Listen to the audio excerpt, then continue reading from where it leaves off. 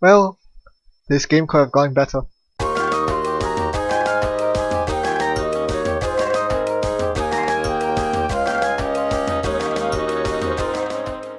Hey everyone, how's it going? Today we have two tryhard identities, Andromeda versus CTM, but we both make a lot of gameplay mistakes.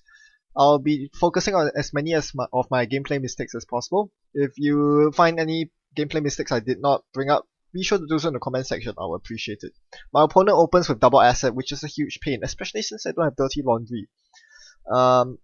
And so I have to make a decision. What do I use my career fair on here? I'm definitely gambling. I'm definitely playing career fair. I decide that the card draw was more important at that point.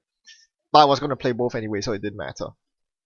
My opponent shows me the bad news. Two political assets. Wow. That escalated quickly. Well, even though going tank me is bad, I have to destroy the political assets, and that iced up remote definitely doesn't help matters. The good news is my Earthrise draw drew me the nuts. Desperado and networking. That is absolutely fantastic. So I get done with the Desperado. That is my fuel for the rest of the game. That Desperado is going to give me a lot of return. And I trash both political assets. This will leave me on 2 credits. On my last click, I'll clear the tag with networking. Networking is another very nuts card against CTM. It means that I don't actually have to pay into the trace. Of course, I leave myself incredibly vulnerable to hard-hitting news here, but, well, worse things could happen, such as breaking news into All-Seeing Eye. I lose my Earthrise and daily cast after 1 tick, which is really, really not ideal. That is a huge setback that basically cost me the rest of the game. So all I can do now is to run R&D, which gets me Desperado money. It's better than clicking for credits. I need to get up to gamble level. I discard an E3 feedback implants here, which is the right move because there are not that many multi-sub eyes in NBN. Meanwhile, my opponent gets a pair campaign ticking. At the back of my mind, I know that is something I need to destroy in time to come. And the time is now. I run the pair campaign and destroy it, knowing that my opponent did not hard-hitting news me earlier. There's still a pretty decent chance my opponent won't find a hard-hitting news, so I can live with networking and ending my turn on 5 credits. Now my opponent double installs. Again, you have to go for the assets. I keep them suppressed as far as I can. Jackson, wipe him off the table. Surprised my opponent didn't fire it here, but I'm still going to trash it. I'm committed to it, and I'll run the other remote to make sure it's not a political asset. This is something very important that most people don't do. Especially if you're a wizard. You use your wizard credits to trash Jackson, and then you're like, okay, I'm done for the day. I've used my recurring credits, I can go to bed. No, you have to trash the political asset, even if it means floating a tag to the next turn, which I did. I could have cleared the tag using networking, but by clicking for a credit on my last click instead of clearing the tag with networking, I enable myself to threaten the remote in case my opponent decides to jam something in there. I can install the files and run it. Sure enough, he does jam something in there. So I'm considering running the remote. I decide not to. I network and career fair the Earthrise because drawing the Earthrise meant that I could set up my board state, which is pretty important. I can't be playing on 2 to 4 credits for the rest of the game. So if my opponent had jammed a Bill in the remote, that would have been his, but it doesn't look like a Bill. Instead, more assets are coming out and it's getting protected, that remote. So I basically figured that's a San. Gonna check the new remote. It's another wow! This guy's drawing all the political assets. Note that he didn't reshuffle any of the first turn assets back in there. I double checked to make sure. Yes, he has drawn 3 or 4 political assets by this point. 4, I believe. Ooh. Boy oh boy. So I'm still on 2 credits because every time a political asset comes out, I lose 2 credits and a click. Even after factoring Desperado and networking, I lose 2 credits and a click. That's kind of a big deal. Alright, Earthrise gives me Corroder. Corroder's a huge card. Corroder gets you past Vanilla. Oh my... What? What? Yeah, I'll trash it. Jeez, I can't get any headway. I can't make any progress this game at all. I mean, it doesn't help that I haven't found a single copy of my 3 Temujins. After digging through half my... Okay, maybe not half my deck, but getting pretty close to half my deck. No Temujins. Ooh, this is redonkulous. I'm still on 2 credits, and my opponent's slowly but surely building their board state. Yeah, I I sometimes it just feels this oppressive playing against CTM, but you do have to hold out. Yes, I counted the number of political assets again. That was 5 political assets, and my opponent finally found the headway they needed. That hard hitting news hit me really hard. Um, because I do not have the 4 credits needed to clear the hard hitting news tags, I decided to go the other route. Account siphon. There we go. So I forced the siphon on HQ, and thankfully that wasn't a toll booth. That was a resistor, which was easily breakable for 2 cards, ditching a daily cast, which I'm probably not going to install anytime soon, given that I'm going to be flooded with tags from here on out. I run the remote.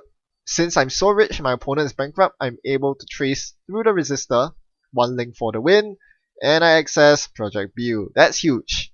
Not only did I manage to bankrupt my opponent, get some credits, most importantly, I stole the view. And judging from the fact that my opponent clicked for 3 next turn, meant that my opponent did not have close accounts. So that looked pretty good. That was actually a pretty good turn for me, and a pretty bad turn for my opponent. A couple of draws later, and was drawing the right call? I'm not sure actually. What I could have done was install Corroder, clear a couple of tags, and then go in for the second siphon. Note that I do have the second siphon in hand, and I was very tempted to play it. I didn't play it that turn because my opponent was on 4 credits. I'd rather siphon for 5, but in retrospect, if I'm worried that the remote has a sand city grid, I really should be trying to account siphon as soon as my opponent's on 4 or more credits. So, at this point, I'm still quite tagged. 6 tags is a lot, and it is something that I should look to clear in the near future.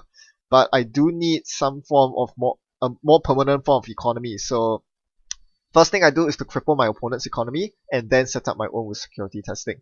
You can't really clear tags if you don't have some way to set up your economy, because then you'll be more vulnerable to another hard-hitting news and you just fall further behind. That's not how you should go about things. In the meantime, my opponent's spending the next 2 turns scoring chaining breaking users. That seems like a very dubious decision. Kind of hints to me that my opponent is agenda flooded, otherwise he wouldn't be pushing out breaking users when they can be fast advanced to great effect instead.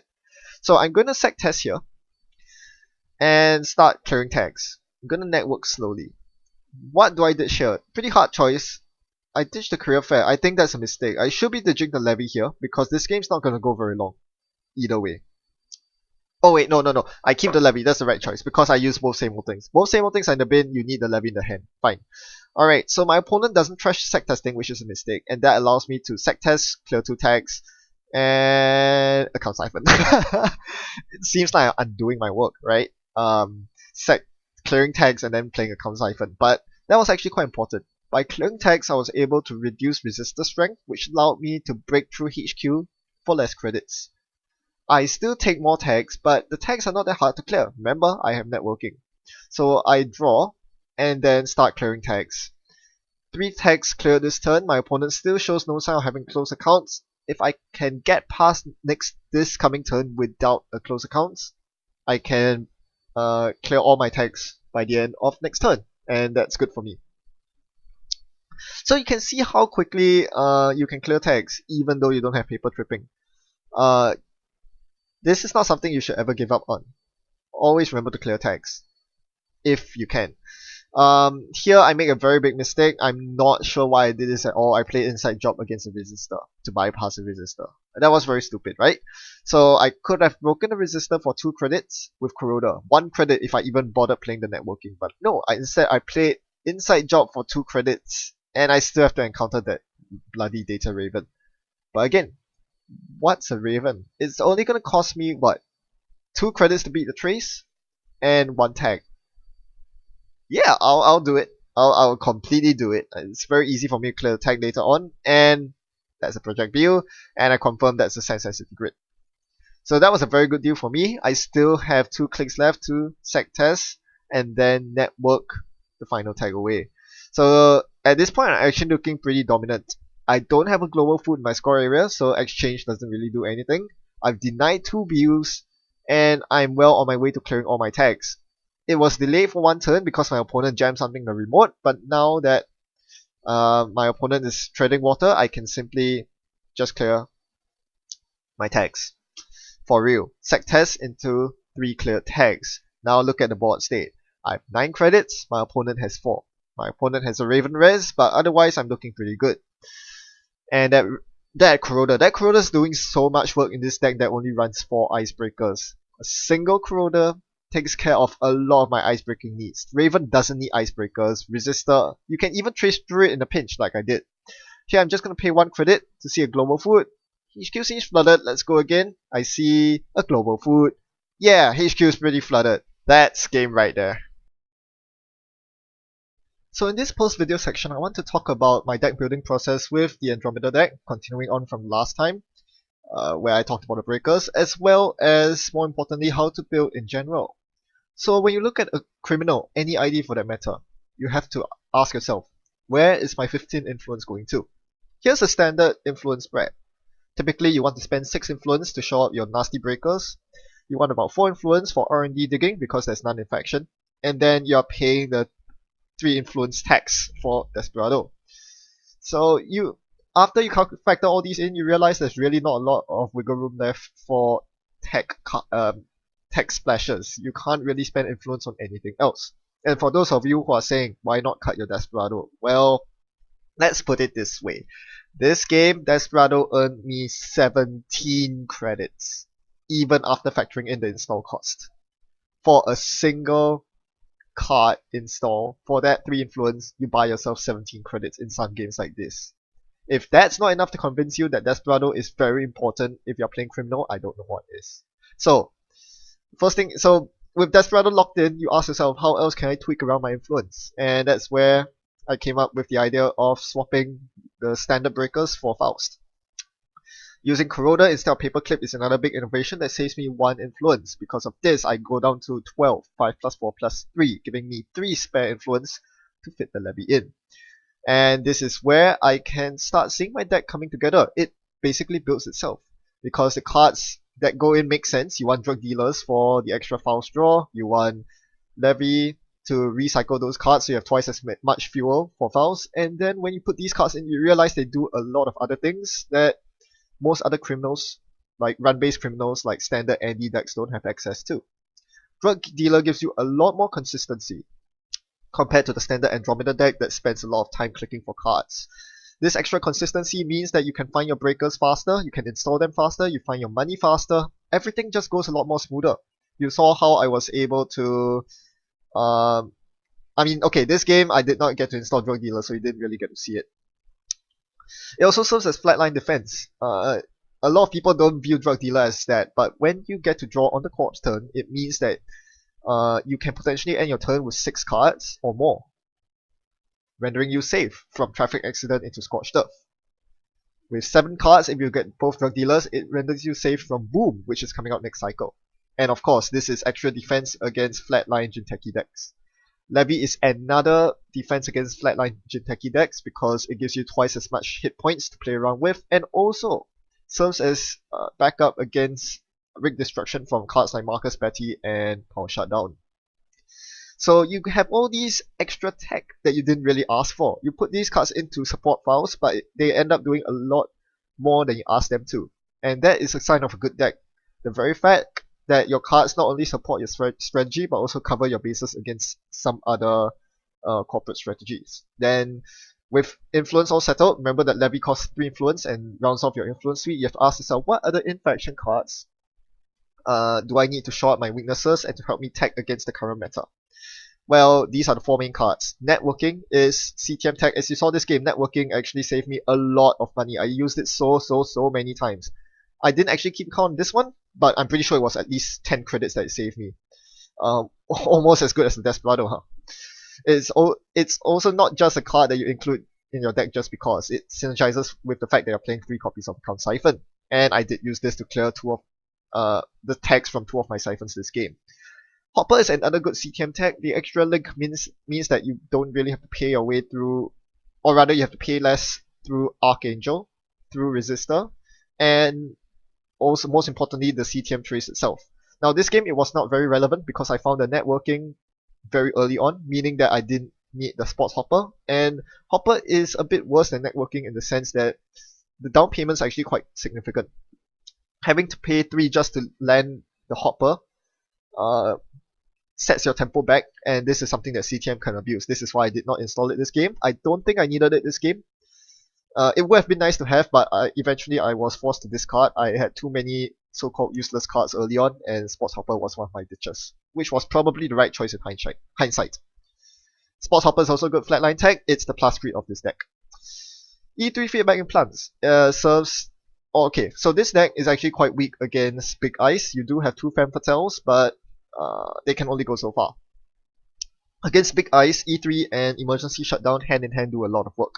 E3 takes care of the purple Big Ice, and Emergency Shutdown takes care of the black Big Ice, Curtain Wall and Orion.